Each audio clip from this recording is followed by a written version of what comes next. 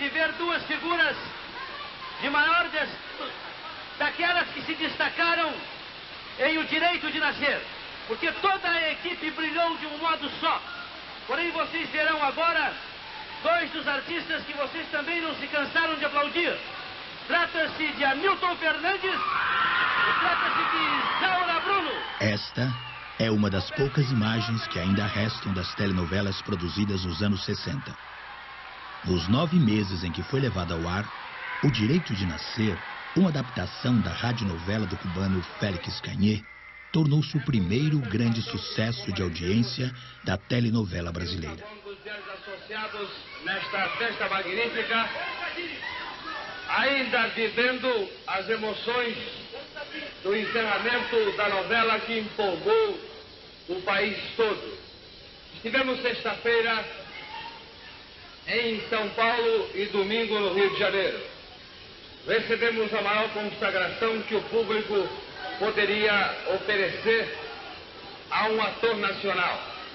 Portanto, é com um grande prazer que eu trago para vocês a minha querida Mamãe Dolores para também apresentar a sua saudação. Público maravilhoso, boa noite. Eu também continuo, como está o Hamilton, desde sexta-feira, completamente emocionada com tudo que nós recebemos aqui em São Paulo e domingo no Maracanãzinho. Foi um negócio, é touro. Foi uma coisa muito séria, tá? E vocês também. Vocês nos perdoam de ter aí tudo assim amontoadinho, com calor, mas nós também estamos, viu? Muito obrigado pela presença de vocês. Depois você faz uma fila que nós vamos dar fotografia e pãozinho. Tá? Refaço aqui as imagens que restaram em minha memória daqueles momentos em que no final de minha infância assistimos televisão pela primeira vez no lugar em que nasci, um pequeno vilarejo na divisa entre Minas e Bahia. Aquelas pessoas, em sua maioria negros e mulatos como eu, disputavam todas as noites um espaço nas janelas do meu tio para se encantar com o direito de nascer. A atriz Isaura Bruno foi imortalizada por sua performance como Mamãe Dolores, uma personagem que parecia ser uma combinação perfeita entre dois estereótipos clássicos: a mãe negra da literatura e do teatro brasileiro e a Mami, do cinema norte-americano. A cena final, em que Mamãe Dolores revelou quem eram os pais verdadeiros de seu filho de criação, foi vista por 1,5 milhão de telespectadores. Esta cena foi repetida ao vivo em vários estádios do país e também no famoso Maracanãzinho, na cidade do Rio de Janeiro. Mas a coincidência entre o primeiro sucesso de audiência da telenovela brasileira e a paixão despertada por essa personagem negra não se constituiu em nenhum sinal de que teríamos, a partir dali, um futuro promissor para os atores negros. Também, Mamãe Dolores, no próximo cartaz que a televisão Tupi está apresentando no horário das 21h30, cartaz de Cilever apresentando mais um original de Félix Cañé, O Preço de uma Vida. Depois de atuar em somente 3 novelas nos 6 anos seguintes, Isaura Bruno morreu pobre e como uma desconhecida, vendendo doces na Praça da Sé, em São Paulo.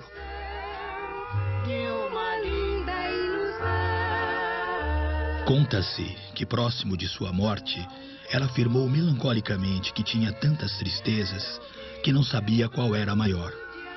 A história de Isaura Bruno já prenunciava o drama de reconhecimento que viveriam todos os atores negros da TV brasileira. Mas para todos nós, negros e mulatos, passou inteiramente despercebido o desaparecimento daquela atriz. A crença na democracia racial e o desejo de branqueamento tão fortes naquele período nos impediram de perceber o desfecho trágico de Isaura Bruno.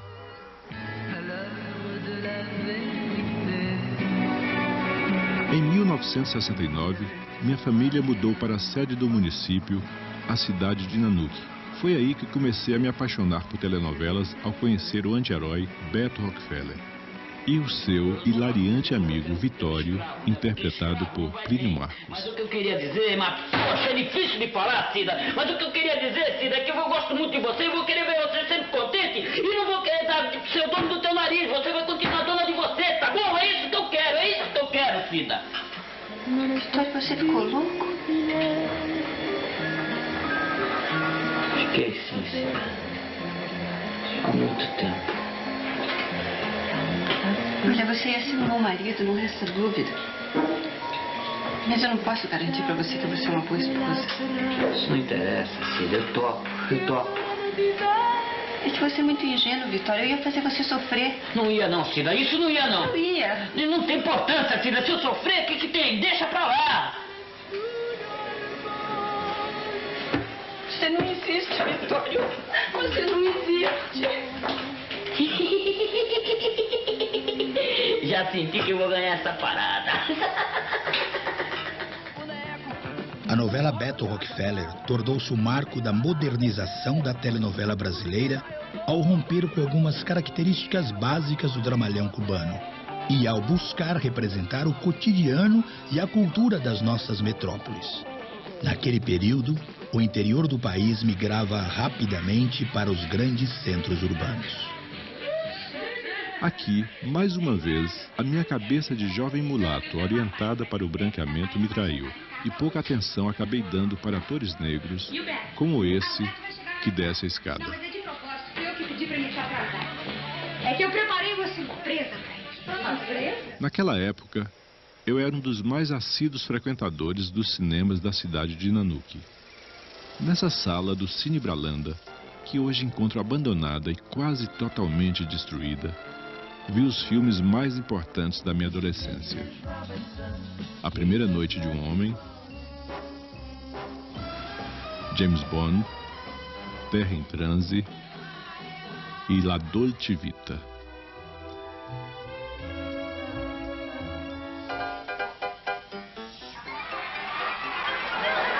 Mas o sucesso de Beto Rockefeller trouxe consigo os primeiros sinais da decadência das salas de cinema no interior do Brasil. Foi exatamente com essa novela que, pela primeira vez, fiquei dividido entre permanecer até o final da sessão de cinema ou correr para casa para ver as peripécias do anti-herói Beto Rockefeller, tão sem caráter quanto todos os anti-heróis dos filmes de vanguarda que via nas telas de cinema. Olha, todo mundo, atenção, sempre! Todo mundo? Olha aqui, ninguém faz barulho, tá? E na hora H vocês todos já sabem. Vários aspectos dessa novela me deixavam encantado, como a sua trilha sonora e a força de sua direção, que com uma única câmera e apesar de toda a precariedade de recursos, acompanhava de forma tão criativa as ações dos personagens nessa cena. O que aconteceu aqui? Não vai me dizer que a Light caiu outra vez nessa casa? Foi um curto-circuito, mas o Gédio já está cuidando de tudo. Ah, mas não tem ninguém aqui? Eu vi tanto carro estacionado aí, não tem ninguém? Não, acho que é uma festa aqui na rua. Você foi o primeiro a chegar. Ah, Beto, você é mesmo um louquinho. É por isso que eu te amo. Mas nada ficou registrado em minha memória da atuação de dois bons atores negros que participaram dessa telenovela, a presença de Gésio Amadeu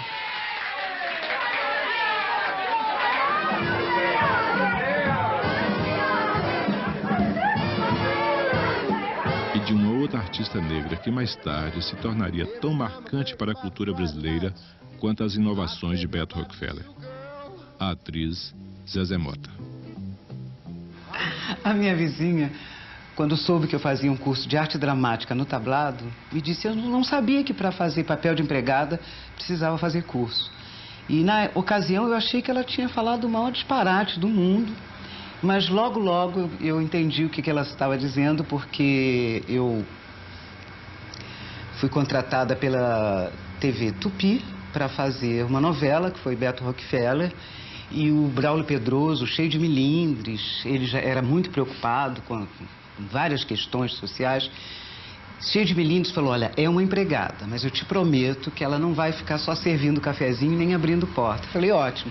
E realmente foi um papel maravilhoso, porque a Zezé, ela se chamava Zezé, a Zezé participava da história. Ela ela tinha sonhos, assim, a patroa viajava, ela se vestia com as roupas da patroa, sonhava que era patroa, a patroa viajava, ela convidava o namorado para casa, fazia festas, até um candomblé, uma escola de samba, tudo ela chamava para invadir realmente a casa da patroa, então ela tinha uma história. Em 1969, uma outra novela, A Cabana do Pai Tomás, trouxe o primeiro grande elenco negro da televisão brasileira. A protagonista foi Ruth de Souza, uma jovem atriz que trazia uma larga experiência desde o teatro experimental do negro nos anos 40 e de sua atuação na companhia cinematográfica Vera Cruz, nos anos 50 e 60. Um talento reconhecido pela indicação para o prêmio de melhor atriz do Festival de Cinema de Veneza em 1954, por sua atuação no filme Sinhá Moça, disputando com atrizes como Katharine Hepburn e Michelle Morgan. Ruth perdeu o prêmio por 2 votos para Lily Palmer. Fiz um programa uma vez com Haroldo Costa na TV Tupi, quando estava começando a TV Tupi de São Paulo. Quando eu estava começando, ainda caminhando os programas de televisão, nós fizemos uma peça, Filho Pródigo, que nós já havíamos montado no Teatro Experimental do Negro, mas poucas pessoas tinham aparelho de televisão, era tudo muito primário. Então eu sou precursora de toda essa coisa aí, porque trabalhei desde o princípio. Depois eu fui contratada pela Record, fiz vários programas na Record, séries, coisas assim, já isso em 54. E depois a primeira novela foi o Passo dos Ventos, a Deusa Vencida na TV Excelsior, que nós gravávamos no estúdio da Vera Cruz, que eu muito carinho tenho até hoje, porque foi ali que eu fiz muitos filmes. Depois dessa novela, a Deusa Vencida, fui fazer outros trabalhos, teatro, cinema.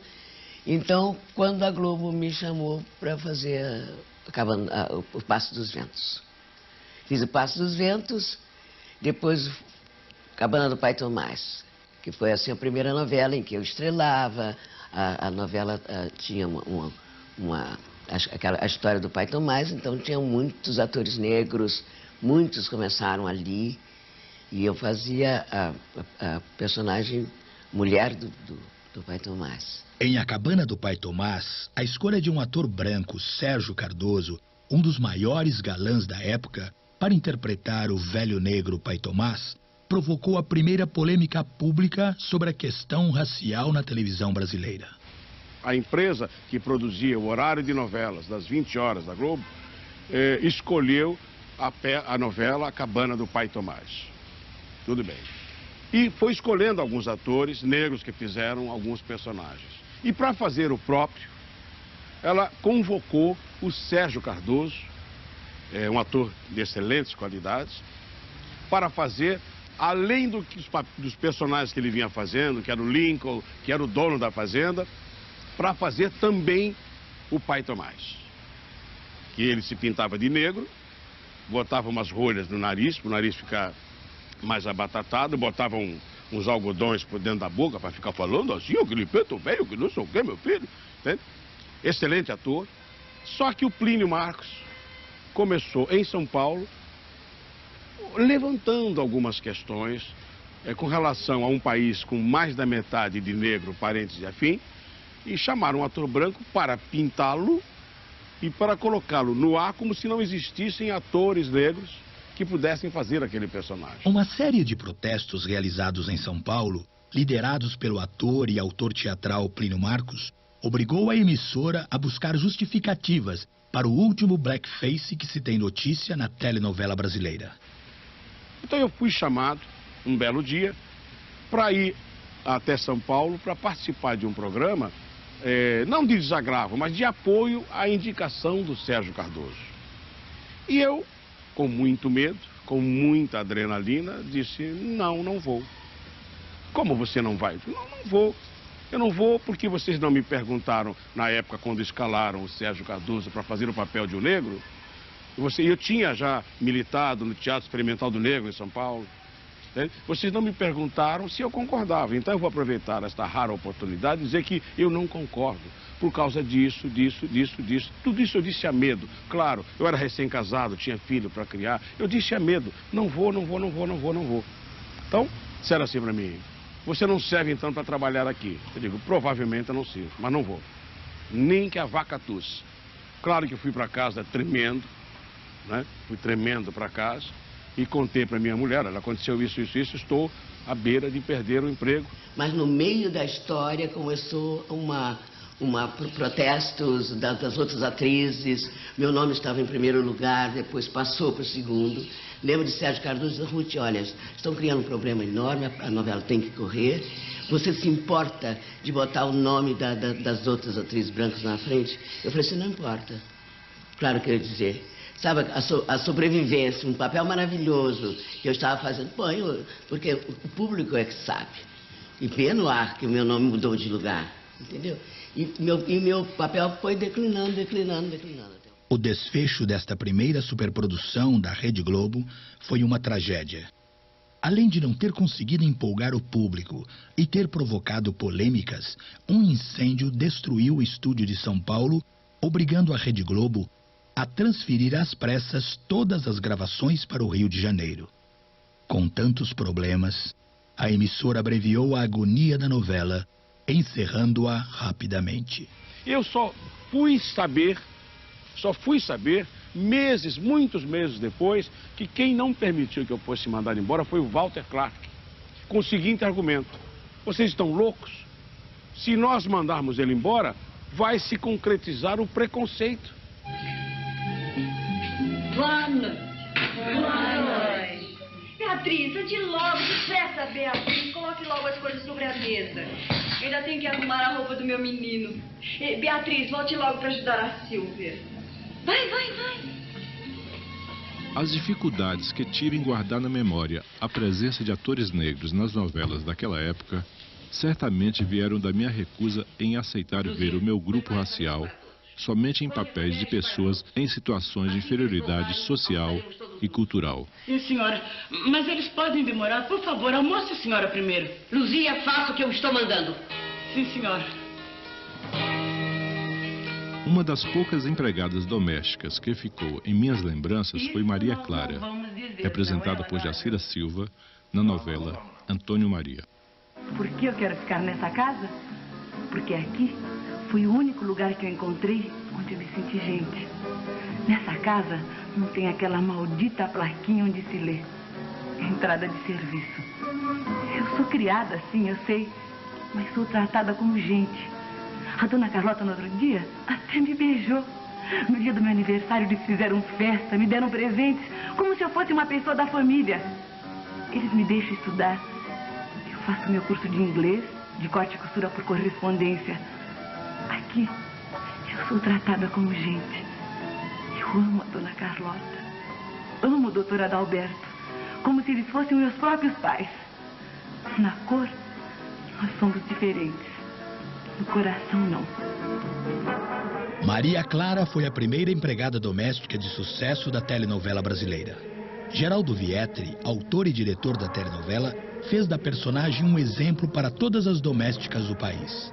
Feliz com o êxito da personagem, o autor declarou que com ela tinha conseguido mudar quase completamente a mentalidade dos patrões brasileiros em relação às suas empregadas domésticas. Eu também amo a Maria Clara. Que importa que ela seja de cor, se a alma dela é branca e pura? É só isso que interessa. Tomara que todos vocês fossem tão felizes como eu sou hoje. Muitos anos depois, eu consegui reunir algumas das atrizes que mais admirei em toda a história da TV para assistir alguns trechos de telenovelas. Somente aí pude entender o que significavam para elas encenar todos aqueles estereótipos que me incomodavam tanto. O mais importante deles foi a Mami, normalmente representada por atrizes grandes e gordas, caracterizadas como mulheres orgulhosas e dominadoras, mas intensa na sua maternalidade. E encontrou em Zeni Pereira uma das suas mais importantes personas. Madama, se eu fosse madama, eu tava de barriguinha pra cima, né? Mas eu sou pobre, eu tenho que trabalhar mesmo. E o senhor também vai tratando de trabalhar. O senhor não é rico. Ah, eu ficar escavilhando terra, pegando estrume, botando flor, catando flor. Tô cheio disso, viu? Olha, vai tratando de trabalhar, já, seu vagabundo. Vai tratando de trabalhar, que eu não gosto de gente lerda na minha frente. Oxê. Faísca, o que você está fazendo aqui? Ah, ele está se descansando um pouquinho, minha senhora. Por quê? Aqui nessa casa não se pode se descansar, não é? Como descansando se ele não fez nenhuma das suas obrigações diárias? Ele não fez, mas vai fazer. Escuta aqui, você está ficando muito vagabundo, hein? Se você não se emendar, eu vou fazer queixas a dona Hermínia. Quer saber de uma coisa? Não falta quem queira ser jardineiro nesta casa. Vagabundo ele não foi e nunca será. Ele trabalha o dia inteiro. Vagabundo é quem fica fiscalizando o serviço dos outros. Uma coisa, eu vou me queixar também da senhora dona Hermínia, viu? Ah, queridinha! Ai, já devia ter ido, queridinha. Boa, dona, legal, dona. Isso, velha. Vai tratando de trabalhar, anda, seu vagabundo. Sai da minha frente. Já, sai daqui. Carinhoso esse, né? Vai em frente. Eu acho essa cena é uma típica cena de mami, né? De mami. Agora eu que é ao mesmo tempo autoritária, carinhosa. Valeu a pena porque a cena é dela. A cena é dela. A cena é dela, ela segurou a cena. É isso que eu digo, que às vezes um personagem, não importa tanto que ele seja uma escrava, uma empregada doméstica, não importa que ele tenha um conteúdo que você saiba levar. Né? O conteúdo para a atriz é importante. E depois vem o outro lado do movimento negro, mas eu sou atriz e para o ator é importante que o personagem tenha consistência, né? Que traga alguma coisa para ele. Boa tarde. Boa tarde. Tem concerto? Deixa eu ver. Tem. Anjo Atoeiro conserta tudo. Precisa de mais alguma coisa? Obrigado, não preciso de mais nada, seu Anjo. Ô, Cléa, pelo seu tipo físico, você recebeu muito papel de mami. Ah, sim, muita. E ao ponto de colegas confundirem, né? E aí eu tinha que parar para acertar. Vamos, olha, eu sou atriz e não sou sua empregada, não, sabe? Então eu parava para acertar, né? Fazia uma confusão. Assim que estreou Chica da Silva, né, que estourou no mundo inteiro, eu me lembro que poucos dias depois da estreia eu recebi um telefonema da TV Globo para ir buscar um roteiro de uma minissérie. Eu falei, oba, agora ninguém me segura. Quando eu cheguei lá, era uma minissérie baseada num romance da Clarice Lispector, chamada Dia do Aniversário. Ai, meu Deus do céu, eu vou ter que... Não me lembro mais o nome, mas era alguma coisa ligada ao aniversário e eu vim eufórica com o script, lendo no táxi, quando de repente eu descobri que eu estava sendo convidada para servir doce na festa de aniversário da Clarice Lispector. E eu recusei. Recusei porque eu não fazia mais nada. Quer dizer, eles não estavam me convidando para fazer nada, só para servir doces na festa de aniversário da minissérie. E aí o Zimbinski, muito carinhosamente, falou, querida, eu estou te ligando pessoalmente, eu te imploro, aceite o convite. Se você continuar dizendo não, você não vai mais poder fazer televisão. Eu falei para ele, então eu não vou mais fazer televisão. As criadas cômicas e alcoviteiras, muitas vezes maliciosas e mentirosas, foi o outro estereótipo da empregada doméstica, que sempre esteve presente na telenovela brasileira. Sempre gostei de tomar chá. Feito madame. Madame? Chique, não? O exemplo de maior sucesso dos anos 70 foi Zita, em Como Salvar Meu Casamento. Que delícia. Mas escuta, então quer dizer que eu perdi essa correria toda, hein? É claro, se você tivesse ficado em casa trabalhando, em vez de ficar batendo pernas por aí. Eu fui cuidar da minha vida profissional. Fui fazer minha inscrição no seu Raul Gil. Vai ser no programa dele, que é o meu preferido, que vão me descobrir como cantor. Coitado do mundo. Mais uma candidata agora. Atenção, porque vem aí Zita Conceição Amaral. Zita Conceição Amaral. Como vai, Zita? O sucesso de Zita junto ao público levou o autor a criar um final feliz para a personagem. Nos últimos capítulos da novela, Zita se destaca como caloura em um programa de TV. Você trouxe o fã-clube, é? Zita já cantou na televisão, no rádio, não? Eu não, é a primeira vez. Primeira vez, Zita? Tá nervosa ou não? Eu tô nervosa, mas eu tô aqui, Raul. Eu queria que você me desse licença pelo seguinte. Sim. É que quem me incentivou para vir aqui cantar no seu programa foi a minha patroa, Dona Dora. Dona Dora? Dona Dora. Ah, Dona Dora. A Dona Dora me via cantar, porque eu tô sempre arrumando trabalho na casa dela, Sim. né? Então ela disse assim, vai, Zita, vai cantar lá no programa do Raul Gil. Quem sabe você tem uma chance. Aí eu vim Opa, aqui. se a Dona Dora falou, é porque ela conhece, né? Ela é uma mulher. Você canta que formidável. música? Eu vou cantar As Curvas da Estrada de Santos, do Roberto Gerardo Salles. As Curvas da Estrada de Santos. Maestro, vamos lá. Zita canta As Curvas da Estrada de Santos. Mas se o amor que eu perdi eu novamente encontrar, as curvas se acabam e na Estrada de Santos eu não vou mais passar. Não, as curvas se acabam e na Estrada de Luz eu não vou mais passar. Não, não, não, não. As curvas se acabam, Estrada de Santos eu não vou mais passar.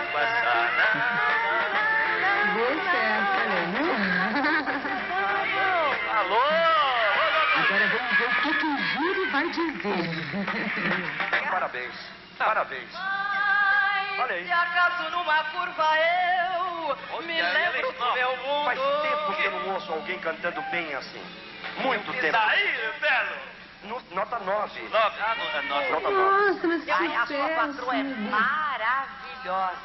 Muito obrigada. Mas mesmo demonstrando talento, os jurados parecem achar mais importante destacar a condição de empregada doméstica de Zita e transferir os elogios para a patroa da vencedora do concurso. Olha, Dona Dora, quando a senhora não quiser mais a Zita, a senhora avisa que eu levo ela lá pra casa. Viu? Vai cantar só pra mim. O auditório não gosta, mas ela vai cantar só pra mim. Zita, você já pensou em gravar, não? Ainda não, né, Raul? Eu tô tentando. Dona Dora, capricha que a moça canta. Eu tenho certeza que qualquer hora alguém tá batendo aí na porta pra contratar a moça. E a senhora vai perder a doméstica, infelizmente vai perder a empregada. E gente boa, né? Tá bom? Dona Dora, cuidado, que a moça sabe cantar. 65 pontos, vai para primeiro lugar. Todos os atores negros que integraram o elenco das novelas que buscaram ser fiéis à realidade do Brasil no século XX tiveram que interpretar os estereótipos clássicos sobre o negro.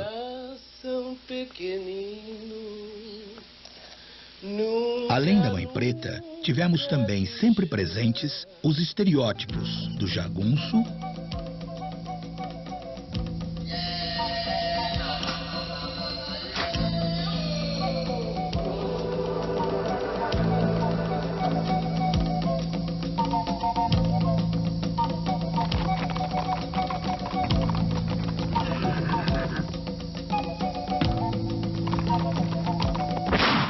e do fiel guarda-costas. A viúva mandou pegar o padre e levar, por causa de urgência. Aliás, eu já estou lá no carro com o seu Florindo e o seu Zé das Medalhas. Eu não sei, deve ser pelo corpóreo, né? Volta e meia eu sou um guarda-costas, né? Um body coaster. Eu curto também, eu entendo que as pessoas têm o tipo físico, né? Pré-concebido, pré-determinado e... Nem sei também, aqui de grata lembrança, não sei se ficaria bem um Grande Otelo de segurança. Aí me chamavam sempre para fazer segurança e eu faço com muito gosto, porque eu aprendi inclusive essa coisa com o Grande Otelo. Tornado, não existe papéis pequenos. Então eu faço tudo com a maior dignidade, com muita sinceridade. Eu sou profissional, porque eu não sei se eu faço tão bem, mas eu procuro fazer o melhor.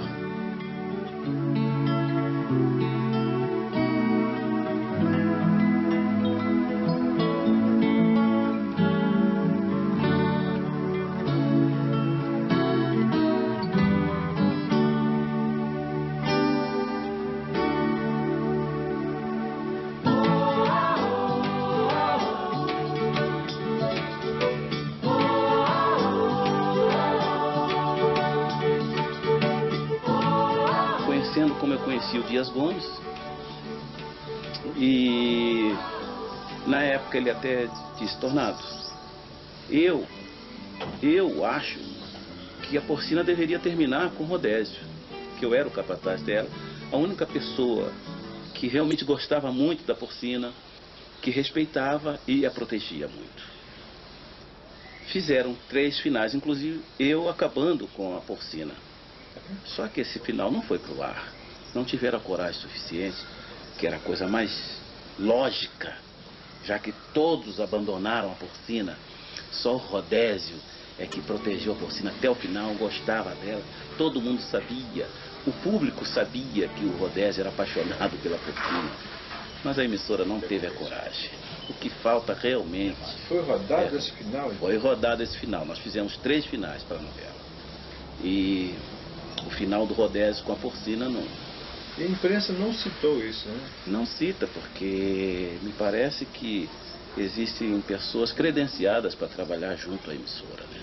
As emissoras, não é só a nossa. Mas as emissoras parece que tem um quadro de imprensa. Existe um departamento de imprensa para divulgar toda e qualquer coisa que se passa dentro da emissora. Evidentemente que esse fato foi escondido.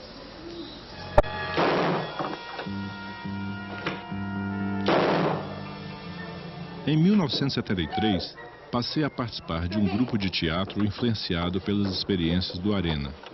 Meu processo de formação teatral foi naturalmente ao encontro das novelas de Dias Gomes. Foi com essa novela que comecei a ver na TV uma das mais criativas críticas sobre a vida política e social no interior do Brasil, no período da ditadura militar.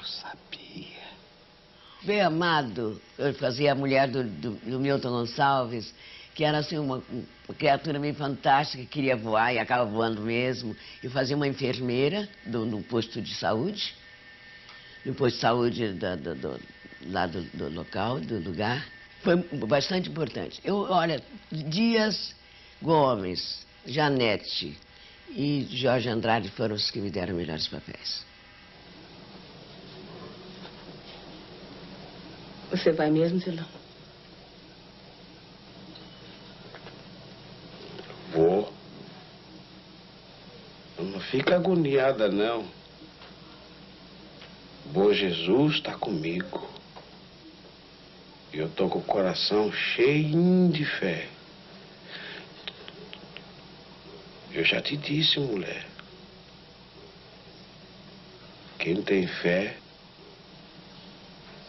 voa. A cena final de O Bem Amado, que se apoiou na força poética do personagem de Zelão, o pescador que queria voar, e de sua aflita esposa Chiquinha, inaugurou o realismo fantástico na telenovela brasileira. Essa mágoa me dá, ela parecia um dia a romper da escuridão, linda no seu manto todo branco.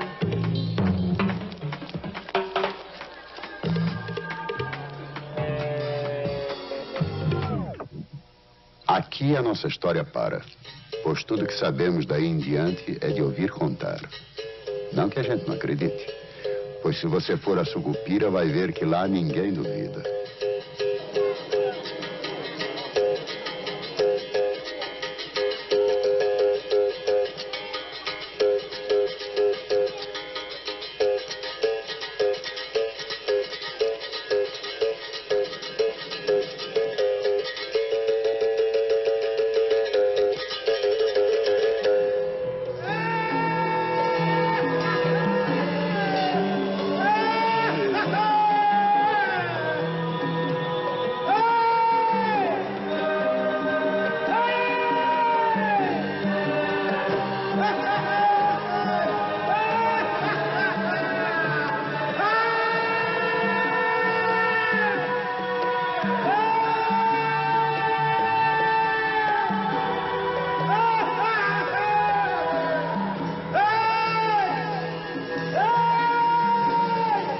Zelão voou. Se você duvida, é um homem sem fé.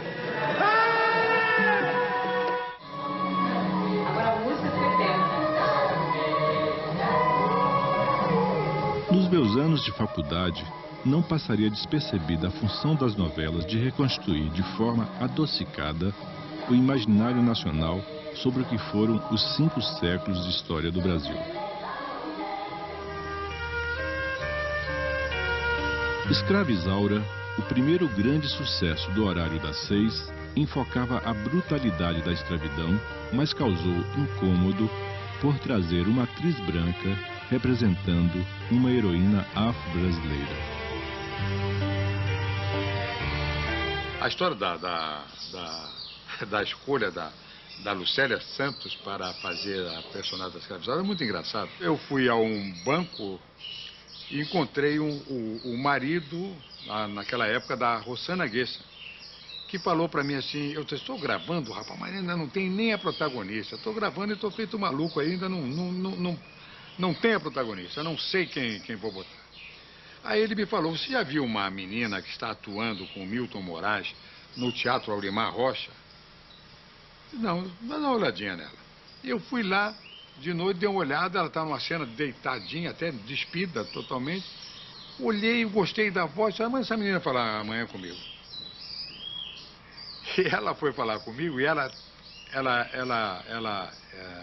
de uma forma muito simples, com grandes problemas, na minha opinião, televisivos, que, por exemplo, ela é um pouquinho estrábica, ela não tinha seios, ela era baixinha. Então eu chamei uma mulher que é uma esperta nisso, a senhora Ana Maria Magalhães. Você vai levantar essa menina 15 centímetros, vamos levantar os seios dela, que não tinha, parecia era um pouquinho, que tinha, colocar alguma coisa, e vamos fazer dela Escrava Isaura. Foi uma coisa assim de intuição. Basta dizer que minha conversa com a Lucélia foi mínima.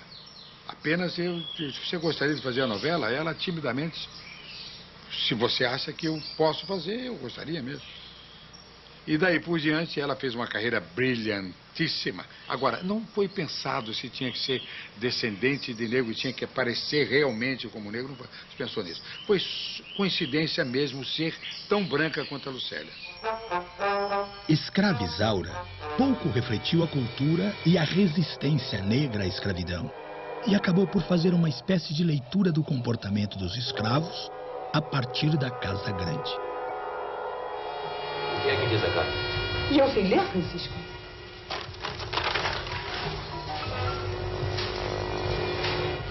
André e Santa. Fugiram. Eu mando um capitão do mato atrás deles. Safados. Não tem muita importância. O importante é que Isaura não leu esta carta. E logo, logo estará casada com Beltrão. E nada mais poderá mudar o curso dos acontecimentos. O seu Leôncio vai ficar muito satisfeito com você, Rosa.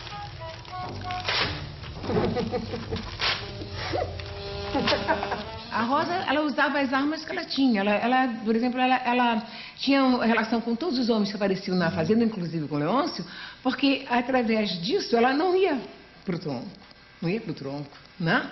Então, ela usava as armas que ela tinha para se livrar do tronco, para se impor junto aos outros escravos. Quer dizer, que ela era uma mulher que, se fosse uma mulher atual, ela seria uma mulher com uma outra consciência.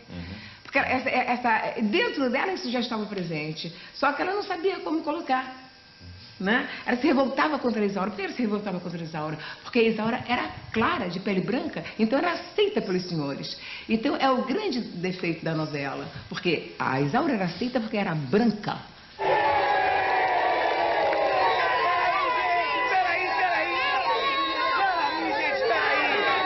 O desfecho da telenovela foi uma demonstração contundente da concordância do adaptador com a versão oficial da história. A libertação dos escravos foi apresentada como um ato de bondade dos brancos, em especial do romântico Álvaro, um jovem rico, sensibilizado pelos sofrimentos de sua amada, a escrava Isaura. Os que não quiserem, podem ir embora do engenho. Mas eu sei que a vida vai ser bastante dura para aqueles que nasceram como escravos e não conhecem o mundo de outra forma. Por isso eu pediria que vocês ficassem aqui. A cada família eu daria um bom pedaço de terra para que seja cultivada a título de arrendamento. Eu já fiz essa experiência em algumas fazendas de Minas Gerais e deu bastante certo. Viva seu Álvaro!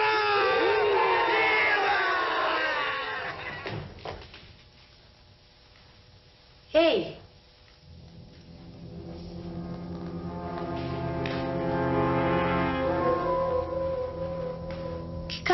essa? É a cara que Deus me deu. Rosa, será que você não entendeu? Você vai ser livre, nós todos vamos ser livres. Ou será que você nunca sonhou com a liberdade?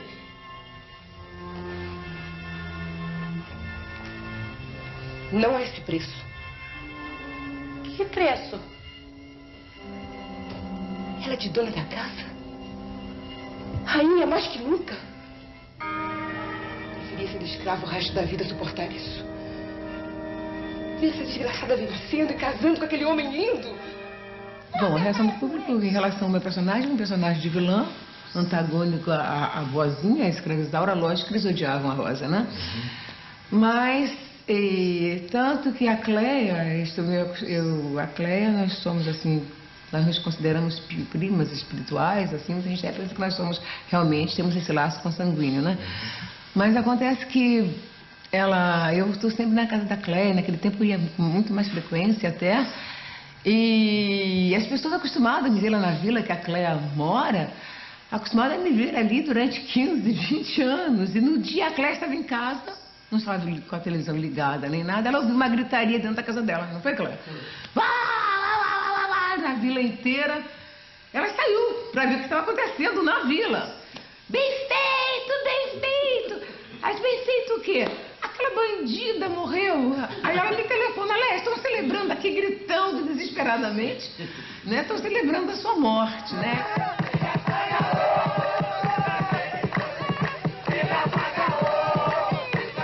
A falta de ousadia dos realizadores da novela demonstrava que nos anos 70 ainda eram fortes os mesmos preconceitos existentes no século XIX.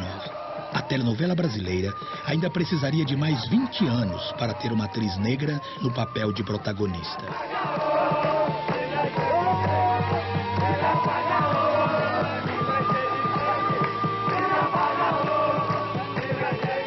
Mas eu tive assim, um período de crise muito grande quando saí da escola de teatro, né? Porque a gente fica sem parâmetro nenhum, porque o modelo de atriz, né? Não era o nosso modelo. E eu ficava, meu Deus do céu. E fui fazendo teatro depois de Felicidade já. Fui fazer uma peça do Jorge Amado, infantil, e a gente foi para Salvador. Foi na época que Jorge Amado fez 80 anos e tinha uma exposição, um grande acontecimento, e a minha peça é O Gato Malhado, que é do Jorge Amado. E nós fomos convidados. E tinha uma exposição de todas as obras, de todos os retratos, de todas as mulheres escritas por Jorge Amado. E eu fiquei tão grata quando vi essa exposição. Meu Deus do céu, todas as personagens que o Jorge Amado escreveu, eu me identifiquei com elas, ou seja, ali eu me senti realmente brasileira e me senti possível. Quer dizer, eu precisei ir pra Bahia, ver que a Gabriela poderia ter sido poderia ter feito eu ou o meu tipo, entendeu? Negro, né? A Teresa Batista, qualquer um desses, porque as características das mulheres é a minha característica, ou seja, de mulata brasileira, pele negra, bunda grande, perna grossa, cintura, coisas que a gente fica desesperadamente querendo mudar.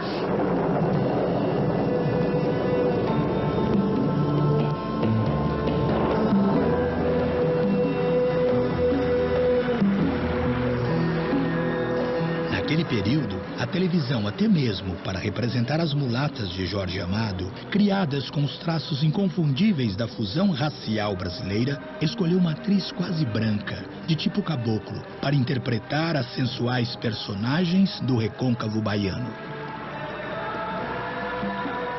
Nós tivemos um acontecimento na história da novela Gabriela, do Jorge Amado, onde, em princípio, deveria ser uma atriz negra, né, ou uma mulata mais autêntica, interpretando a personagem. Aí aconteceu aquele fenômeno, não havia no mercado, realmente, ninguém preparado, nenhuma atriz preparada para isso. Eu fiz teste, pessoalmente, com aproximadamente 80 atrizes negras, com alguma possibilidade, dentro do biotipo também, tinha um biotipo do Jorge Amado, que era descrito. E dei de frente com essa impossibilidade, que seria realmente levar ao desastre se eu insistisse em colocar uma atriz negra não preparada, que seria o desastre da própria atriz negra, do próprio conceito, das possibilidades do ator negro. Seria a reafirmação dos reacionários de que o ator negro não tem talento.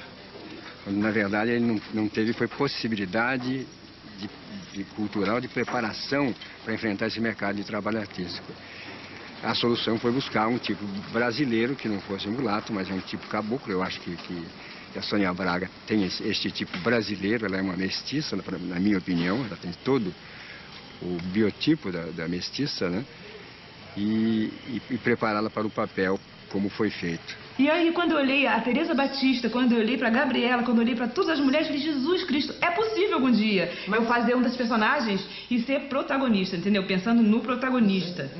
Porque, na verdade, nunca colocam a gente, eles preferem a característica branca, vamos dizer assim. Não estou discutindo o Jorge Amado é fiel, é um autor fiel à Bahia, né? E a televisão muda. Fiel às origens, fiel à Bahia. Entendeu? Só que a televisão ela vem com uma outra conotação. E faz todo mundo acreditar que é um outro tipo. Um outro fator também que sempre afastou o negro da televisão é o mesmo fator que sempre afastou o pobre da telenovela. O autenticamente pobre, aquele marginalizado. Aquele, sei lá, 30% do nível de miserabilidade até que a gente encontra até hoje nesse país. O enfocar isso não seria conveniente, do seu ponto de vista de marketing, digamos assim, para a própria emissora que exibe as suas telenovelas, né? Seria mostrar um mundo que poderia incomodar o próprio telespectador de classe média, porque a televisão, dos anos 70 até começo de 90, por aí, ela era especificamente dirigida a uma classe média e um pouco da classe média alta. Quer dizer, a classe menos favorecida, essa não tinha espaço porque não era uma boa estética para a televisão.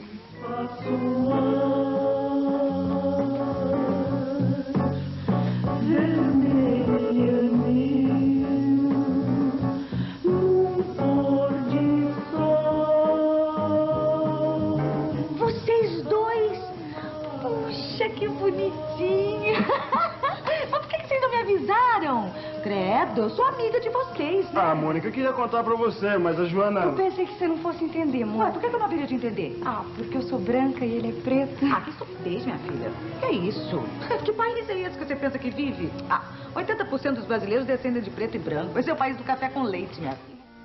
Diferente do que eu estava acostumado a ver no cinema, na telenovela, as relações afetivas dos negros para com os brancos sempre foram de amor, dedicação e submissão. Se o cinema brasileiro, desde os anos 40, enfatizava a impossibilidade de uma relação amorosa entre as duas raças e desenvolveu histórias que sempre acabavam em tragédia, na telenovela, tudo terminava em casamento.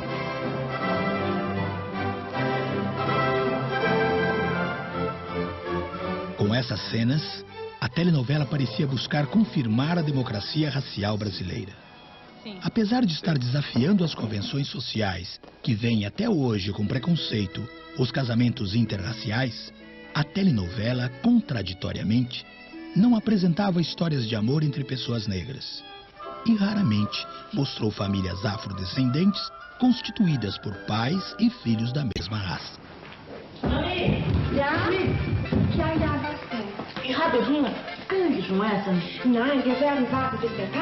A criança negra apareceu sempre como menor abandonado ou desamparado, geralmente tratado como um moleque de natureza cômica. As crianças, não, com licença, fiquem à vontade. Eu vou ajudar na cozinha, agora rapidinho.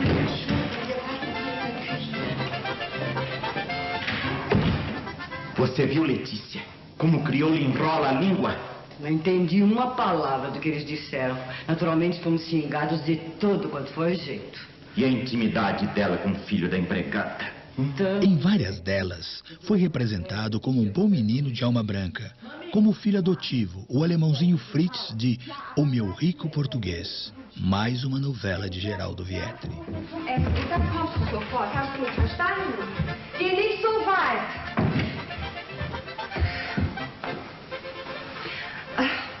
Desculpem, ó família. Esse negro tem que ficar passando por esta sala a todo momento? Ele tem nome! E como é que o senhor se atreve a competir a peixe por causa deste macaco?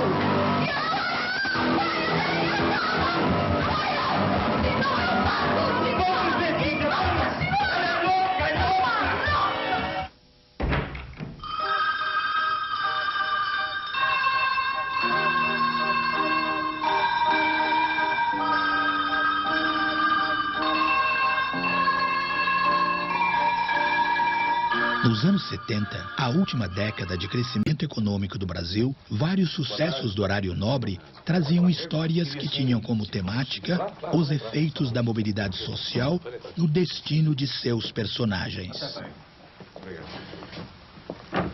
Bom, mas o senhor deseja o quê? O senhor é daquela firma, né? Não, não se trata disso. Eu sou um médico. Médico? Oh, desculpe, doutor. Mas eu não entendo. Já vai entender.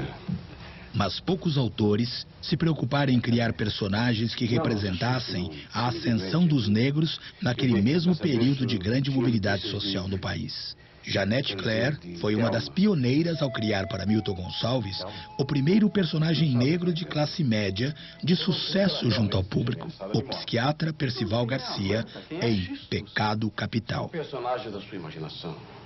Mas tem alguma relação com a realidade? Eu não creio. Mas embora não devamos prestar totalmente atenção a estas palavras, eu acho que também não devemos tentar achar uma lógica neles. Houve um tempo em que eu dizia para mim, eu tenho que fazer um personagem de gravata e que seja bem educado, que fale bom português e que seja bem relacionado. E fui a Janete Claire e pedi a ela. Foi no momento em que o rock santeiro, na primeira versão, foi proibido pela censura, e eu ia fazer o padre, que acabou sendo feito pelo Paulo Gracindo posteriormente. Aí a censura proibiu o rock santeiro e a Janete teve que escrever rapidamente uma outra novela. E nesse interim eu fui, ela disse, eu quero fazer um personagem assado preto. É possível, Janete? Ela falou assim, é possível. Aí foi lá e escreveu para mim o Dr. Percival. Vilma, você quer ir comigo até o jardim?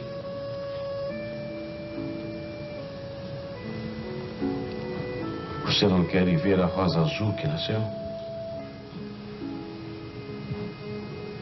Responda, Vilma.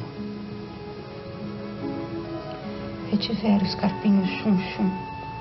Dr. Percival era um psiquiatra importante formado em Harvard e com vários cursos na Europa. Mas a sua participação na novela foi pequena, reduzida a sessões com sua cliente Vilma.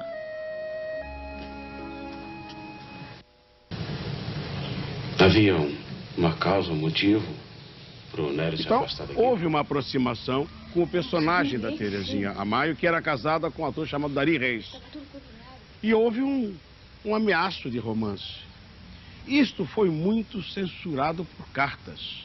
Os telespectadores mandavam cartas, que a gente não tem como saber de que cor eram os signatários. Mas estas cartas chegavam lá. E, evidentemente, a televisão também é feita desta mobilização pessoal. Eu também até poderia dizer que a própria censura, ela deveria também interferir, talvez, entre aspas, não pelo fato de ser um médico negro, inteligentíssimo, culto, etc., etc., mas pelo fato de ameaçar a estrutura do casamento legal entre os dois, que tinha filhos envolvidos também. Acredito também que tenha sido isso. Mas vejo também pelo outro lado, né? Aquela coisa do negro tem que saber o seu lugar. O personagem foi construído como um profissional negro perfeito, de comportamento inteiramente aceitável, mas sem relações com sua comunidade de origem e sem vínculos com outras pessoas de sua raça. Mas Janete Claire, ao criar um personagem que dava visibilidade às poucas oportunidades de ascensão da população negra no Brasil dos anos 70, e ao buscar desenvolver uma relação amorosa entre ele e uma mulher branca da elite, confrontou-se com os preconceitos de sua época e com as percepções de subalternidade deixadas pelos outros personagens negros da televisão brasileira. Janete Claire, por várias vezes, voltou a apresentar papéis de classe média para atores negros nos anos 70. Em 1982, em Sétimo Sentido, Jacira Silva representou Pérola, uma diretora de um conservatório que namorava um homem branco e integrava o seleto núcleo de amigos dos protagonistas, constituído por pessoas cultas e elegantes. Eu te amo, padrinho, claro, né? Jambo. Com licença. Os personagens negros de classe média não ficaram de fora da emissora concorrente da Rede Globo. Jorge Andrade, em Gaivotas, criou o personagem negro mais bem posicionado na classe média das novelas da TV Tupi. Como vai, Otávio? Oi, Débora, tudo bem? Você tem de viagem? Bem, Chegou de São Paulo agora? Cheguei agora. E como é que está aquela linda cidade poluída? Cada vez mais poluída. É, eu ando com saudade de lá. Foi a serviço de Daniel? Foi. O que foi fazer?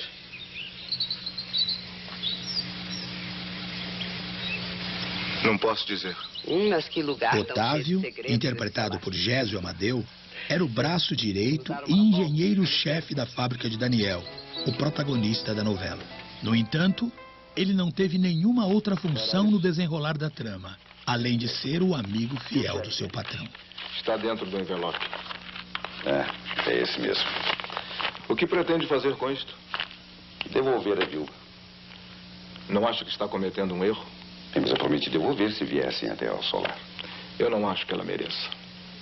Como assim? Porque é um poço profundo de orgulho e preconceituosa. Por que diz isso? Você mal a conhece? Nós nos encontramos quando eu ia chegando. E daí? Daí que Maria Emília não me cumprimentou.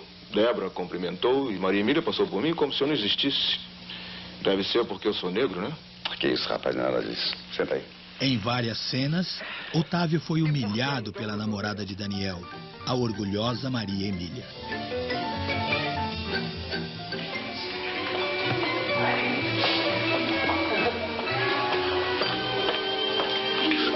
E você, Otávio, o que você está fazendo sozinho aqui no meio de tanta gente?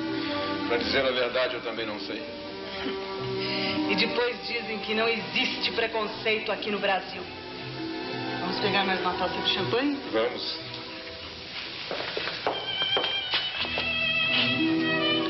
Lúcia. Senhora. Vem aqui. Ou você quer que eu chame Daniel?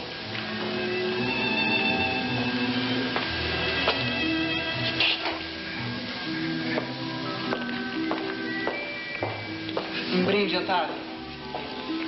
A quê? Aos noivos? Não. A liberdade. Sempre a liberdade. A liberdade.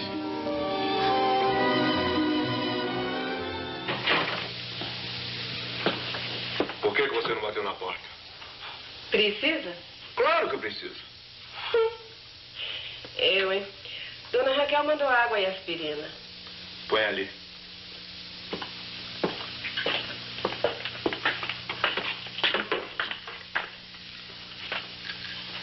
Muita dor de cabeça? Bastante forte. É o tal negócio. Que negócio? Quem nunca comeu melado? E que melados você se refere? Solar, mesa farta, muita champanhe. E você acha que eu nunca tive isto? E não teve mesmo.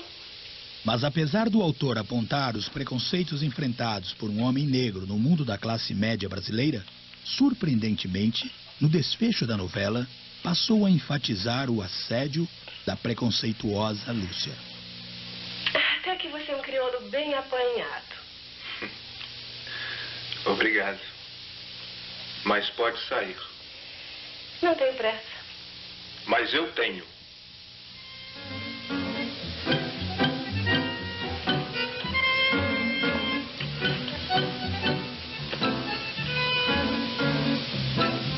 Tímido, é? Saia do meu quarto. O que você está pensando? Como é que é? Saia do meu quarto. Vê se você respeita pelo menos a casa onde você trabalha. Mas que negro mais metido! Saia! Porque uma dessas gaivotas... Na última semana da telenovela, só restou para o solitário Otávio o improvável namoro interracial com a preconceituosa Lúcia. Nunca encontrei gente com tanto preconceito quanto aqui. Agora, de uma coisa nós não podemos esquecer. Você é uma empregada que veio da colônia. E eu sou um negro. Um príncipe negro.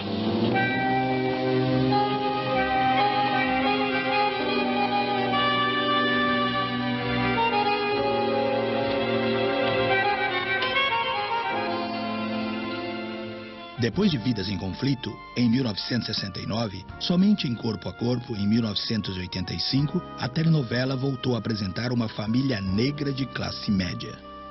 Corpo a Corpo foi muito importante na minha carreira televisiva, não só porque eu tive um personagem, né, que era uma paisagista, independente de ser negra, mas também porque discutia a questão racial. No Corpo a Corpo tinham várias discussões, que era a ascensão da mulher, o machismo, tentou-se discutir o homossexualismo, a censura não deixou, e a discriminação racial. E foi uma surpresa geral para os autores, para a própria TV Globo e para os atores. O que causou mais impacto que foi a discussão racial, porque foi feita uma pesquisa na rua sobre o que as pessoas da população achavam daquele casal e as respostas foram muito violentas, chocantes mesmo. Em Corpo a Corpo, Zezé Mota interpretou uma arquiteta, filha de uma família negra bem constituída, que se casa com um herdeiro rico, representado pelo galã Marcos Paulo, deixando um rastro de polêmicas. Quero levar essa recordação, todos nós aqui reunidos, tá bom? Tá bom. Olha, fotografia. Junta aí. Eu me lembro de ter lido no Jornal do Brasil com um homem dizendo assim: se eu fosse ator e a televisão me obrigasse a beijar uma negra feia, horrorosa como aquela, se eu estivesse precisando de dinheiro, eu chegaria em casa todos os dias, desinfetaria minha boca com água sanitária, uma coisa absurda. Teve uma empregada doméstica que disse que toda vez que o casal se beijava, ela mudava de canal porque ela não acreditava naquele amor. Teve coisas horríveis. E o Marcos Paulo, ele passou a deixar a secretária eletrônica dele desligada, porque ele sempre foi um galã cobiçado e tal, e as menininhas que provavelmente ele não dava bola, deixavam recados muito feios na secretária eletrônica. Ele chegava da gravação e eu ouvia coisas horrorosas com relação ao fato de ele estar contracenando e beijando. Engraçado, era a coisa do beijo que incomodava, e beijando uma negra. Teve uma declaração de um homem também que disse o seguinte: eu não acredito que o Marcos Paulo esteja tão necessitado de dinheiro para passar por essa humilhação. Foi uma loucura. E eu me lembro de uma história que eu acho interessante contar, que eu vou contar porque ela tornou pública essa história. Uma das pessoas que escrevia a novela, ela mesma se surpreendeu com ela, porque era Eleonor, esqueci o sobrenome dela, que é assessora do Gilberto Braga. Ela disse que ela um dia, vendo a novela com o Neto falou assim: que coisa feia essa discriminação.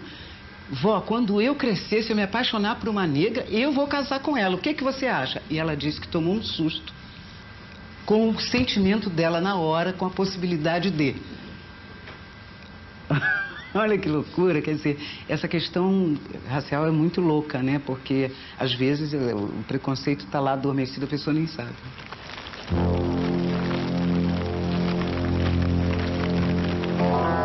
Gente, nós não tinha mais precisando de fazer isso, não. Nossos irmãos já estão tudo livre. Mas pai José morreu aqui. Meu irmão Justino, o seu filho Capitão, todos eles morreram aqui nesse terreiro por causa daquele maldito. Mas esta noite, Putícia, é a noite da liberdade. Vocês estão ouvindo? Estão ouvindo o grito das armas penadas no meio do fogo? Elas estão se libertando. Elas estão se libertando. Somente nos anos 80, algumas novelas abandonaram o tom de festa e de confraternização entre ex-escravos e senhores abolicionistas, comuns aos finais dos capítulos das novelas das 6. Sim, a Moça, de Benedito Rui Barbosa, é um marco na TV brasileira por trazer um grupo de heróis negros não conformistas que participavam ativamente da luta abolicionista. Nesta novela, o fim do trabalho escravo não significou a criação imediata do paraíso racial brasileiro, e sim um momento crítico na história dos afro-brasileiros.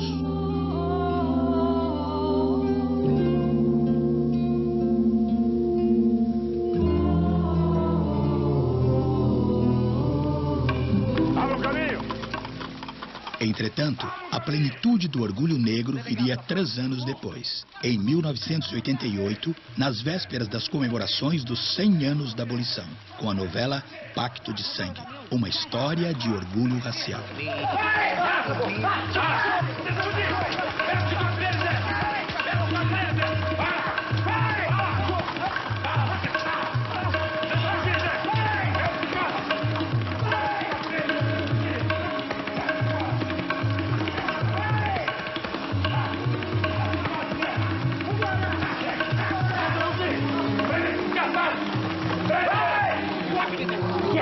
Tudo vai dar certo.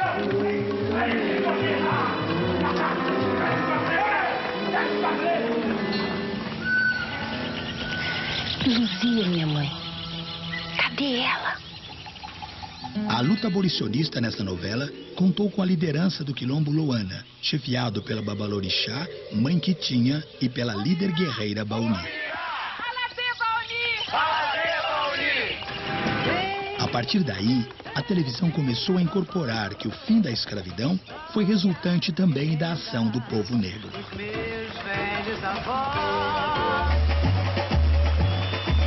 Mas as comemorações do centenário da abolição da escravidão motivaram também uma outra estranha homenagem.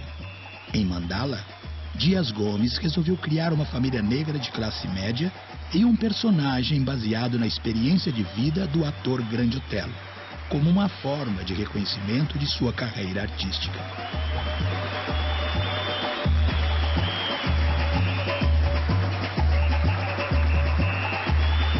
Grande Otelo interpretou Jonas Santana, um veterano ator negro que atuava junto à sua filha Eurídice na casa de espetáculos de Laio. Ele era pai de Apolinário, um deputado idealista, candidato às eleições para a Assembleia Constituinte, e tinha como esposa a dedicada Dona Zezé. O desenvolvimento dos personagens na novela deixou os atores negros insatisfeitos. A luz é covarde, os fracos abaixo, aos fortes,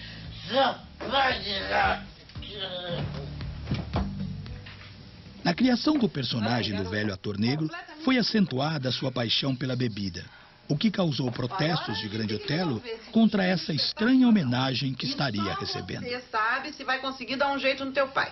Mas é claro que eu consigo. Ninguém vai suspender espetáculo nenhum.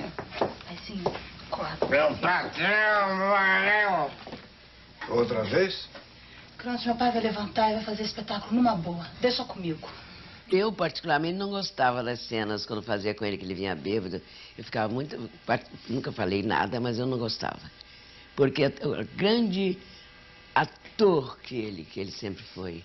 O que nós gostamos mesmo de fazer, que eu adoro, que eu tenho até gravado, foi Sim a Moça. Nós fazíamos 2 velhinhos maluquinhos, escravos maluquinhos. Nós tomamos conta da novela. Que ela foi realmente uma beleza. Eu tenho muito carinho e uma lembrança muito agradável. Ele era muito engraçado. Eu telefonava para ele e disse assim, olha, Otelo, já peguei o script. Olha, temos uma cena que é assim, assim, assim. Lá vem você querer me fazer decorar. Mas ele me obedecia, ele era muito engraçadinho. Ele me obedecia como um irmão engraçado. 6 horas da tarde aconteceu uma saudade de nós veio e bateu. Depois de Mandala, somente em 1995, a telenovela apresentou uma nova família de classe média negra. Mas desta vez, o núcleo de personagens catalisou a simpatia da audiência e, por uma estranha ironia, foi representada como uma família comum que não enfrentava problemas raciais em seu cotidiano. Eu estava querendo falar um negócio com o senhor. Essa história da mamãe querer trabalhar fora de casa, eu acho que ela está certa. O quê? De jeito nenhum! De jeito nenhum! Só depois que eu tiver estendido em cima dessa mesa com 4 velas iluminando meu caixão. Que exagero, pai! Os Noronha era também uma família que buscava ascensão social de forma ética e defendia valores tradicionais da família brasileira comuns aos anos 60 e 70. No entanto, os homens eram tão machistas que pareciam ter saído do túnel do tempo. Tá vendo, Sidney? Agora é assim. É a minha casa, a minha mulher, é o dono de tudo, é o proprietário. Eu não quero discutir mais esse assunto. Mas vai discutir, eu já te falei que eu não sou tua escrava e que não vou ficar te obedecendo. Calma, mãe. Quer trabalhar fora pra quê? Grande secretária que você é. Ganhava uma porcaria que não vai dar nem pra pagar essa empregadinha que vocês querem colocar aí pra encher o meu saco. Calma, pai. Calma, pai. Fala assim comigo, Kleber. Ou então é pra arrumar namorado na rua. Só pode ser. Porque o homem que você tem dentro de casa não serve mais pra você. É isso, é? Eu não posso mais morar nessa casa com esse homem. Eu não posso. Você tá ali, Cláudio. Obrigado.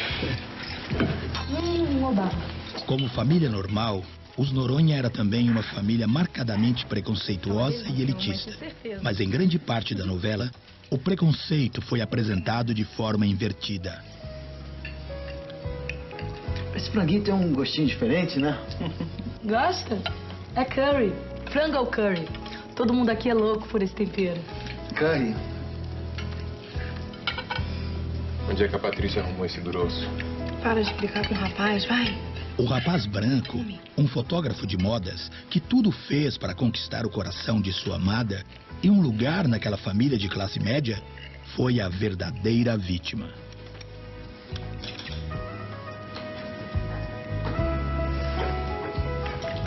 Um cara desse pode estar querendo com a minha irmã, hein? Namorar, né, Sidney? O que mais você estaria fazendo aqui? Namorar. Rosângela, você acha que um cara desse é de namorar?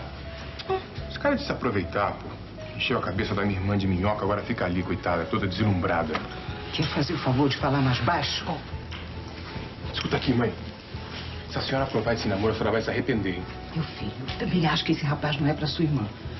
Mas ele é meu convidado e eu não admito grosseria aqui em casa, hein? Os temas polêmicos escolhidos pelo autor foram outros. Você vai comigo, meu amor. Você vai comigo. O amor entre pessoas de diferentes faixas etárias. Se ela resolver E falar... o amor homossexual entre Sandro e Jefferson. Pode acontecer, cara. Vai ser uma encheção de saco. Vão pegar no pé da gente, dá pra entender? Vão inventar namorada, psicólogo. Vai ser um drama, cara. Reafirmando assim, de forma indireta, que o Brasil era um país preconceituoso, mas racialmente democrático. Depois eu te falo, viu, Sandrinho? Se a barra pesar, cara, eu me mando. Se é minha mãe voltar a encher o saco com isso, eu sumo daqui, cara. Peraí, cara, vai com calma. Jefferson.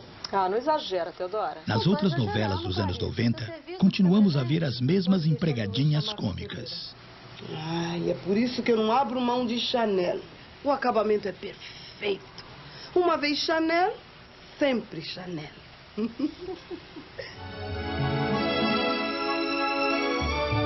O estereótipo da mami.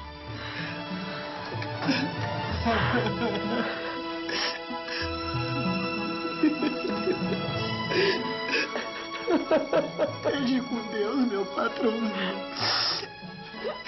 Que ele receba meu coronézinho com os braços abertos.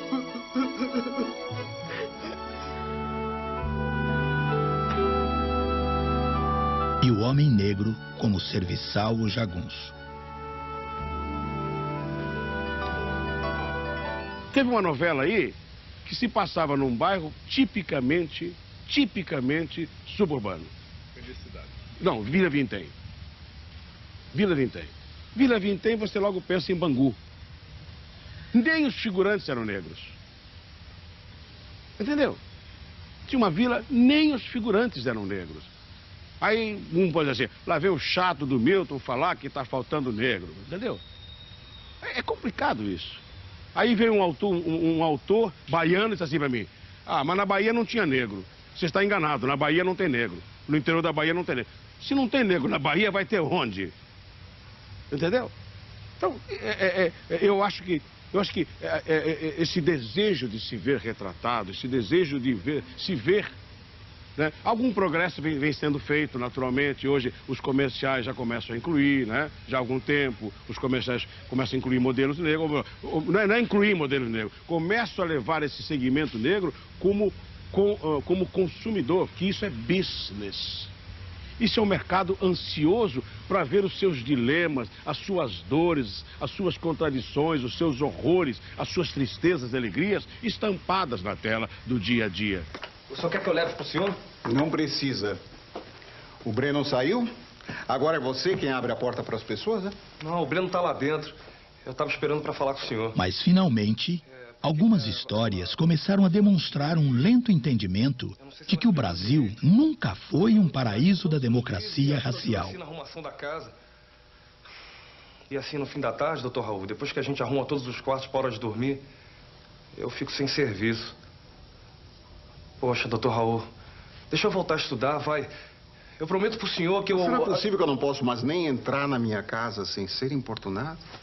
A minha irmã já veio com essa lenga-lenga pra cima de mim e eu já disse muito claramente pra ela, não. Em 1994, em Pátria Minha, o autor Gilberto Braga criou uma cena com o empresário mau caráter Raul Pellegrini, que se tornou a responsável pela maior polêmica existente entre uma rede de TV e o movimento negro em toda a história da telenovela brasileira.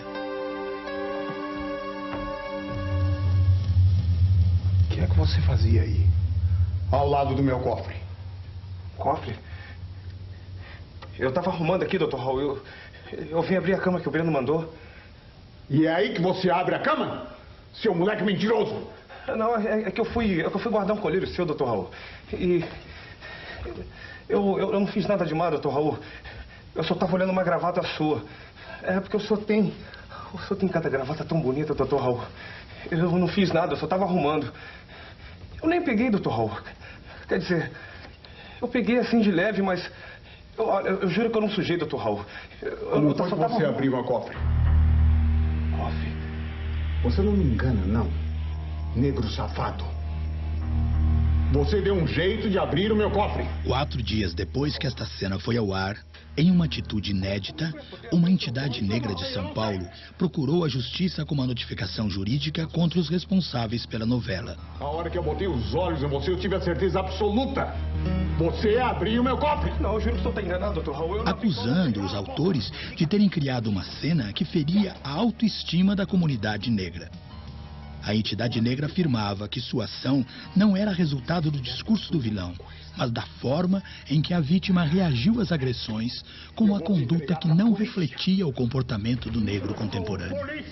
No dia seguinte, um dos autores da telenovela deu a primeira resposta oficial, caracterizando a atitude de Gueledés como um atentado explícito à liberdade de expressão. 3 dias depois, 3 novas entidades negras ameaçaram ingressar com uma ação indenizatória por danos morais e materiais contra a Rede Globo. No dia seguinte, a polêmica foi encerrada quando a Rede Globo e os autores reconheceram que as pressões das entidades negras eram justas e prometeram exibir uma cena em que a personagem Zilá condenaria o racismo e daria conselhos para Kennedy. Eu sou negra. E não tenho nenhuma vergonha disso, não. Eu não gosto, quando vejo também uma negra feito eu, fazer plástica para ficar de nariz fininho, porque é a nossa raça. Não tem essa de branco, negro, japonês, índio, é tudo igual, tudo gente. E eu não deixo que safadeza de racista, meu filho, venha modificar nada na minha vida, não. Eu ouço essas coisas desde criança, porque eles falam mesmo. Eles falam. E eu não deixo que nada disso venha influenciar na minha vida. A gente não pode deixar que isso venha influenciar na vida da gente. Porque quem fala essas coisas, meu filho, é gente ruim. Ruim e burra. Mas, graças a Deus, essa gente está desaparecendo, porque o mundo está melhorando. Agora, se você entra nessa de complexo, você vai estar fazendo o jogo dos safados, né? Dos burros. E vai estar entrando nessa de racista também. Eu vou ficar muito decepcionada com você. Em Anjo Mal, Os preconceitos raciais foram apresentados como parte de uma realidade mais complexa e começou a demonstrar as ambiguidades do preconceito no comportamento de amigos e de familiares. Se acalme, meu bem, sabe? Tira suas mãos de mim, sua negra nojenta! Essa negra nojenta é sua avó. Ao retomar o conflito básico do filme, a imitação da vida. É isso mesmo que você ouviu. Ela é sua avó. Mãe da sua mãe. Ai, meu Deus do céu. Isso é verdade, dona Cida? Não me pergunta nada, pelo amor de Deus, Bruno, eu não quero falar. Vai falar sim. A senhora é mãe da dona Teresa? Isso é ridículo. Isso só pode ser uma piada de mau gosto. Mau gosto? Mau gosto foi o que a sua mãe fez. Renegar a dona Cida só porque ela é negra. Peraí. Isso é verdade, dona Cida? Ela não fez por mal, Bruno, não fez. Mãe. Teresa?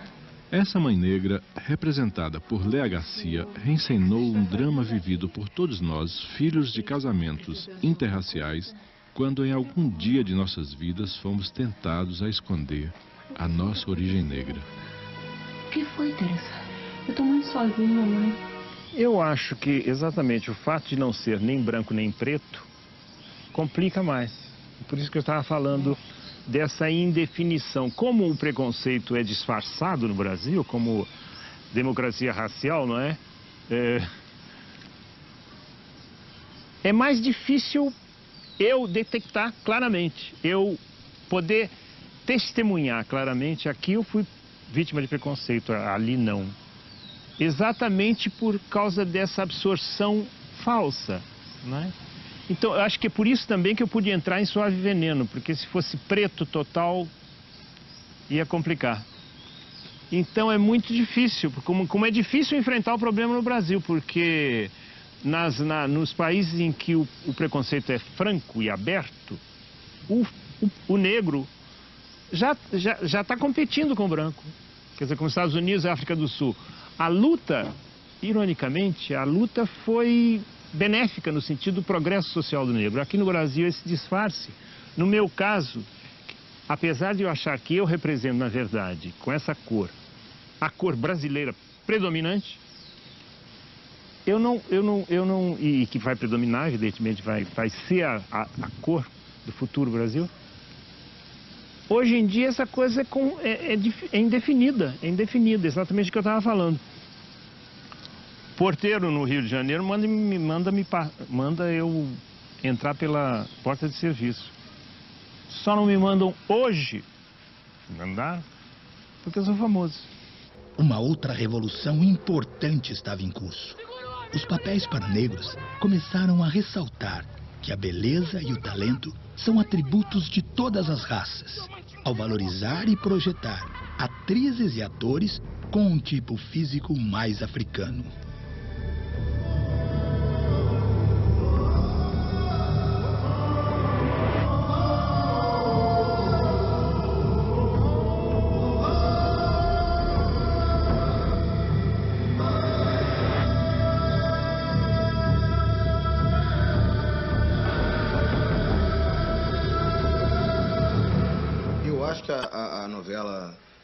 Nossa novela aí no final do século XX, ela não consegue ainda atender a diversidade racial nesse país e acho, mais ainda, não sei, é uma intuição, acho que cada vez ela se torna, se ela abriu já nesse final dos 90, ela, no finalzinho mesmo, ela se torna muito estereotipada.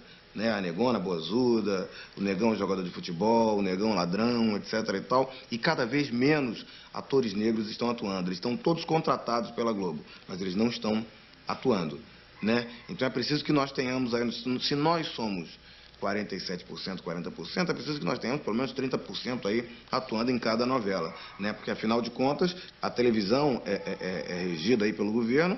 E é preciso que exista essa questão também didática para que nós melhoremos, né,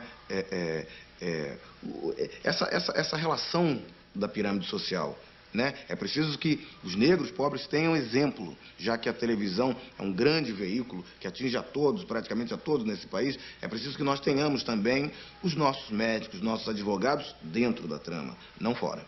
E eu fui chamado constantemente, a partir de, acho que meados de 70, fui chamado constantemente, mas para papéis menores. Fiz papéis protagonistas só em minissérie, Lampião e Tenda dos Milagres. Porque eu acho o seguinte, nós, atores negros, temos tão poucos papéis, e eu não estou... Você vê que eu estou desfilando aqui uma série de personagens, eu deveria estar mais do que satisfeito, contente e feliz. Mas eu não acho que estas coisas devam ser feitas como uma andorinha sozinha. Eu acho que tem que ter mais pássaros voando. Não existe nada mais angustiante do que você pousar num puleiro, olhar para um lado, olhar para o outro e ver que você está sozinho. Infelizmente, mesmo examinando imagens de cerca de 400 novelas, jamais encontrei cenas como desta minissérie, Tenda dos Milagres, que de tão especial foi ao ar às 11 da noite e nunca mais foi reapresentada. Essa Bahia cai direto nos braços de um bom mulato. Ou de um bom árabe. Isso caiu, e escolheu um mulato. Essa Marlene Dietrich. Você imaginou aquela brancona correndo que nem uma doida atrás da gente? Que beleza, que beleza. A Marlene correndo pelourinho. E todo mundo se misturando.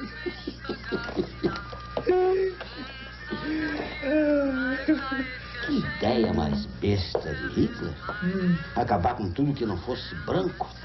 Tenda dos Milagres, ao invés de negar a verdadeira composição racial brasileira, defendeu abertamente a miscigenação e enfatizou a importância da cultura e da população negra para o país. Mais nasce e cresce gente.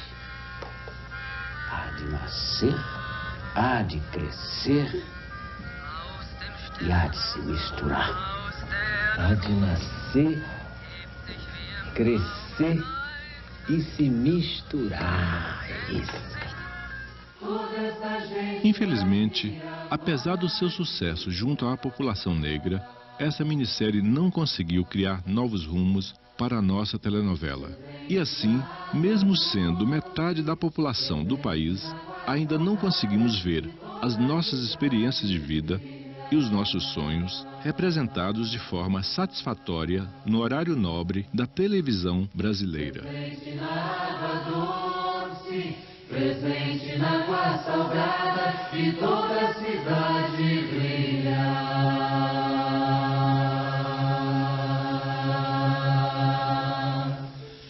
Seja tenente ou filho de pescador,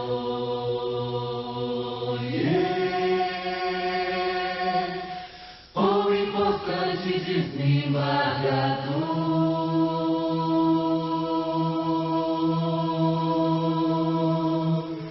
Se der presente é tudo uma coisa só.